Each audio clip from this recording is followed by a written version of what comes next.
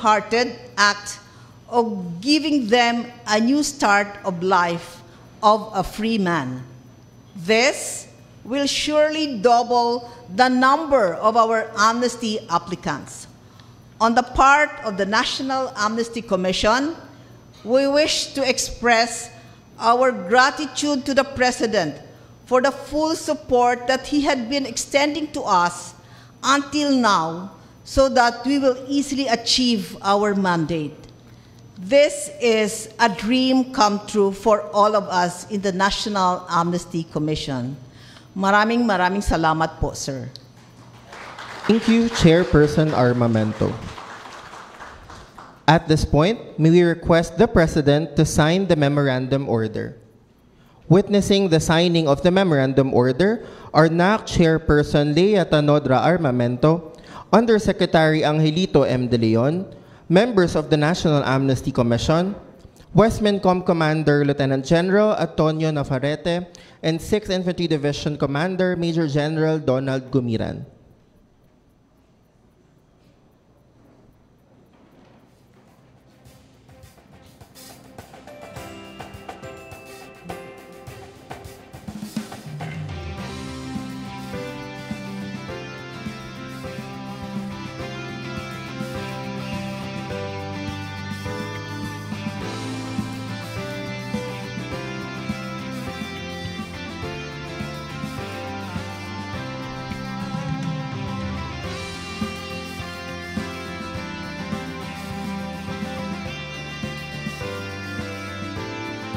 Congratulations, National Amnesty Commission.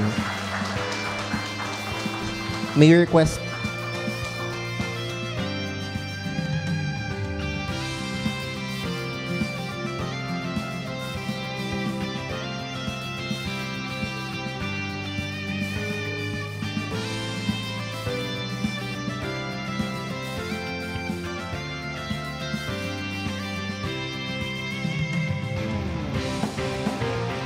may we request everyone to please return to their respective seats.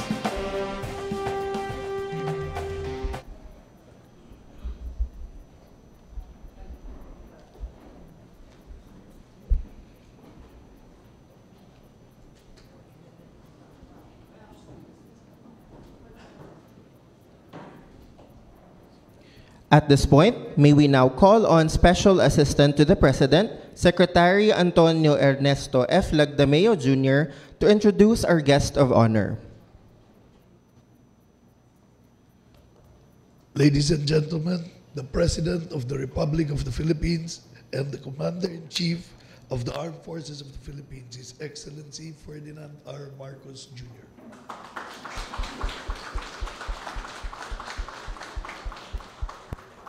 Thank you to the Special Assistant to the President, Secretary Anton Lagdameo. Please be seated.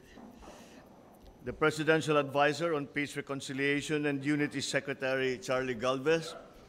Presidential Communications Office Secretary Jay Ruiz. The Mindanao Development Authority Secretary, Secretary Leo Magno. BARM Interim Chief Minister Abdul Rauf Makakua.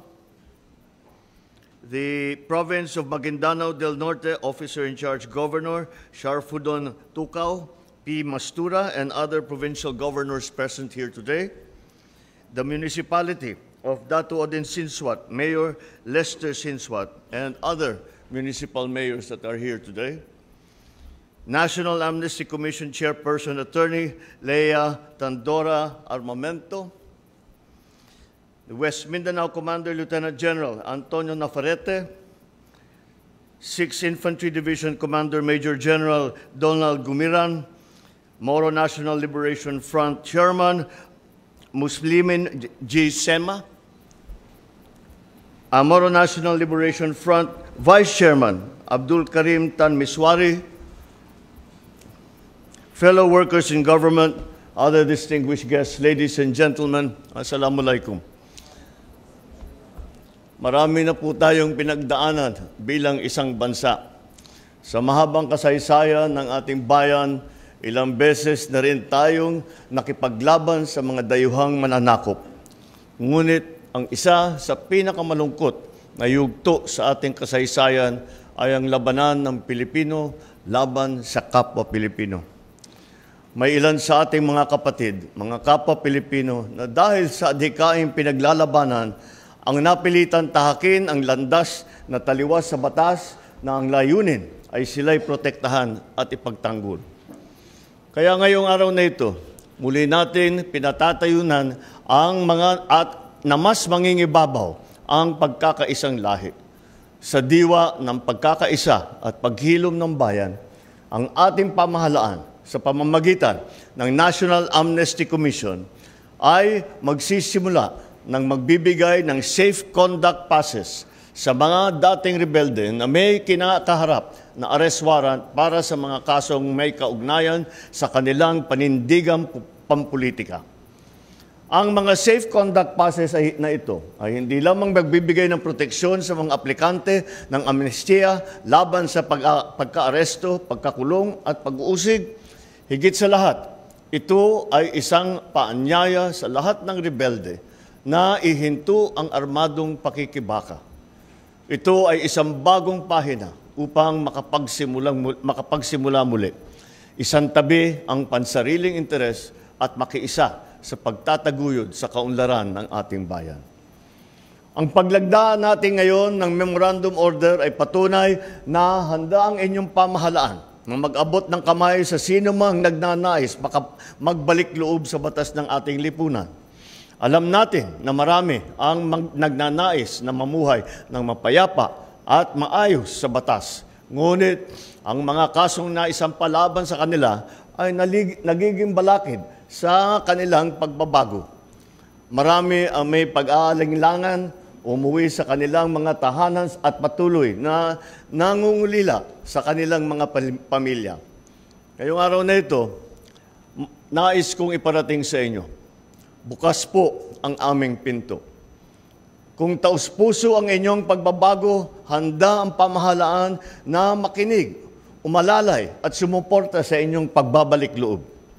Makakaasa kayo na handa ang National Amnesty Commission na gabayan kayo ng naayon sa batas at alinsunod sa prosesong makatarungan. Ang isang matatag na bansa ay lumalaban ng may katwiran para sa kapayapaan.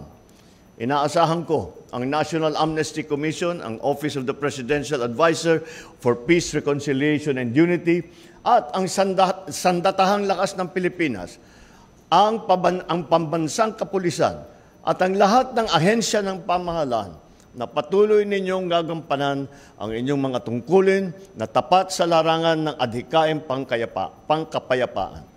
Tiyakin natin na ang mga safe conduct passes na ay kikilalanin natin ng mga lahat ng otoridad.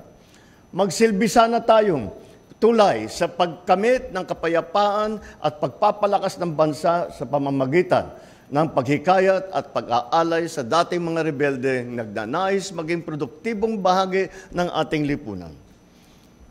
Ating itinataguyod ang isang bagong Pilipinas, kung saan ang bawat mamamayan ay namumuhay ng walang takot at may dangal. Ito ang ating pangarap para sa bawat Pilipino. Kaya ang panawagan ko ay gagampanan natin ang ating tungkulin sa bansa. Tulong-tulong tayong itaguyod ang isang bayang nagkakaisa at nagtutulungan sa pag-angat ng bawat Pilipino. Nawat isabuhay natin ang diwa ng pagiging bagong Pilipino. Disiplinado, mahusay, at may pagmamahal sa bayan. Piliin natin ang tamang patungo sa isang mapayapa at maunlad na kinabukasan para sa ating mga anak at sa buong sambayan ng Pilipino. Maraming salamat at mabuhay ang bagong Pilipinas.